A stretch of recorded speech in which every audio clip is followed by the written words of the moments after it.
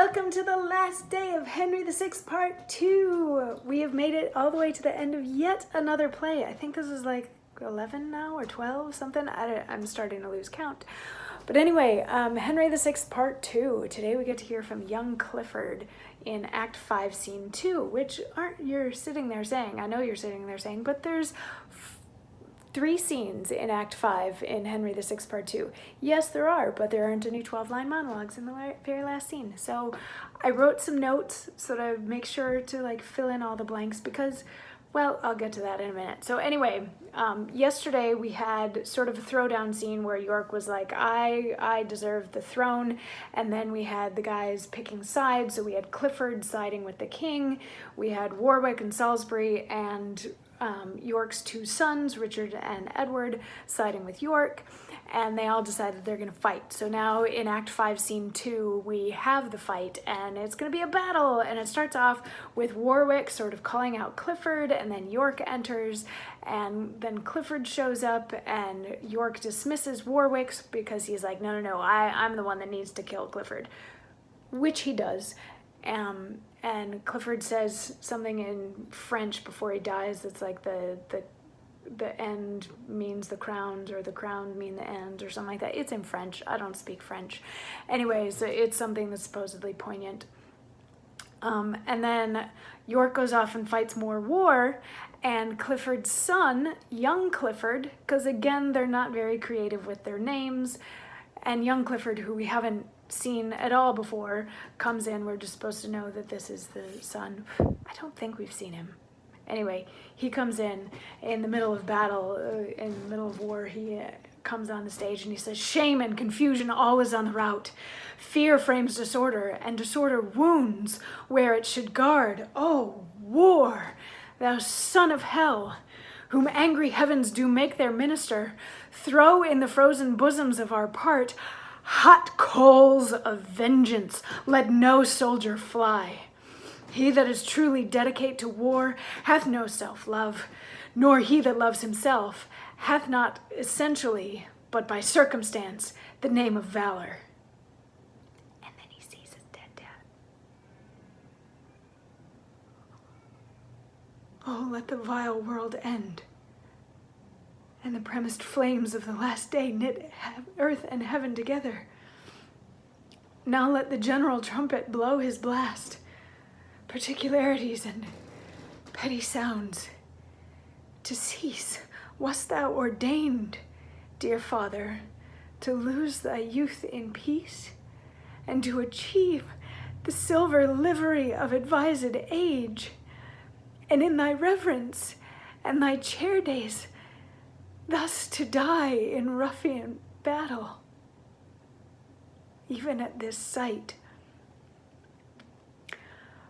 my heart is turned to stone, and while 'tis mine, it shall be stony. York, not our old men spares, nor no more will I their babes' tears virginal shall be to me, even as the dew to fire, and beauty that the tyrant oft reclaims shall to my flaming wrath be oil and flax. Henceforth I will not have to do with pity. Meet I an infant of the house of York, into as many gobbets will I cut it as wild Medea young Absyrtus did. In cruelty will I seek out my fame. Come, thou new ruin of old Clifford's house. As did Aeneas old Anchises bear, so bear I thee upon my manly shoulders.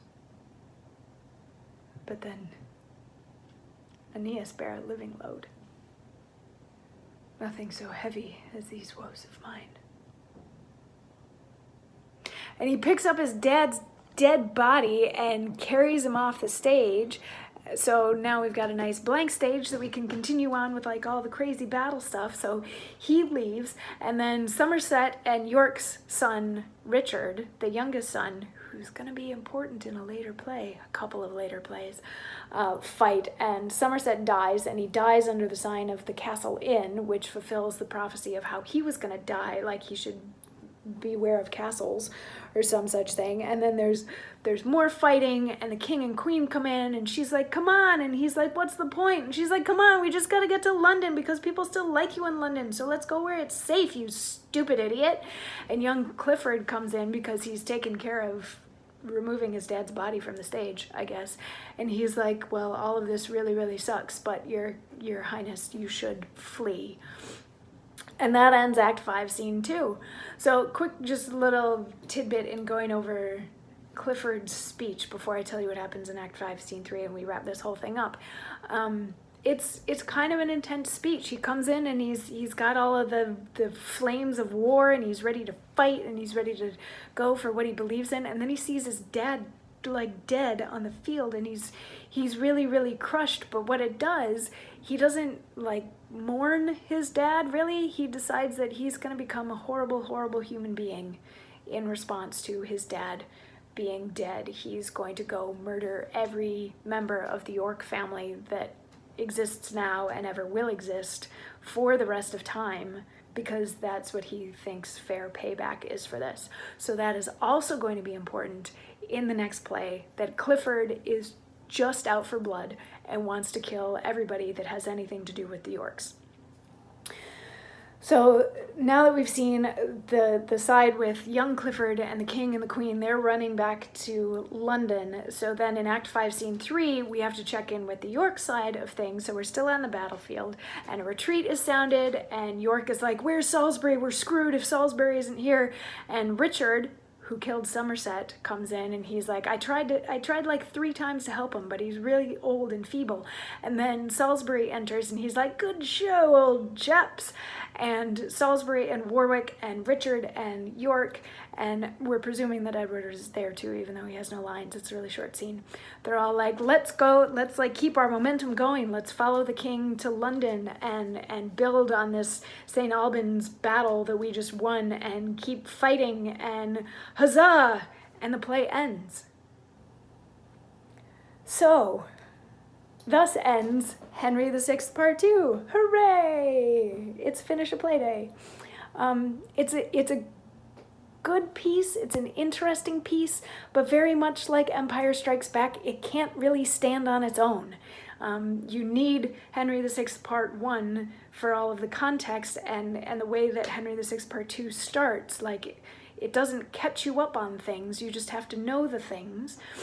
And then it ends like sort of in the middle of this battle, where you need to know what's going to happen next. Like, they literally just started a war in Act 5, Scene 2, and there's only 3 scenes in Act 5. So there's still a lot of stuff that needs to be settled. The War of the Roses is still going on. The king is becoming more and more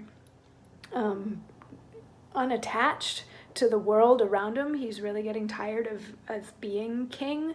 The queen really wants the king to stand up and be a man, because she doesn't have Suffolk anymore, and all of this sort of stuff. Like, there's a lot of balls left in the air at the end of this play, and so many of them get caught in Henry VI Part 3, and it's really exciting, and it's a really good play, and it's packed with so much.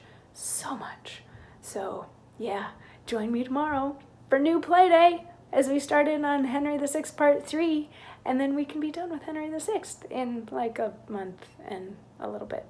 Anyway, I'll see you tomorrow for a brand new play with all the same characters. At least the ones that are still alive.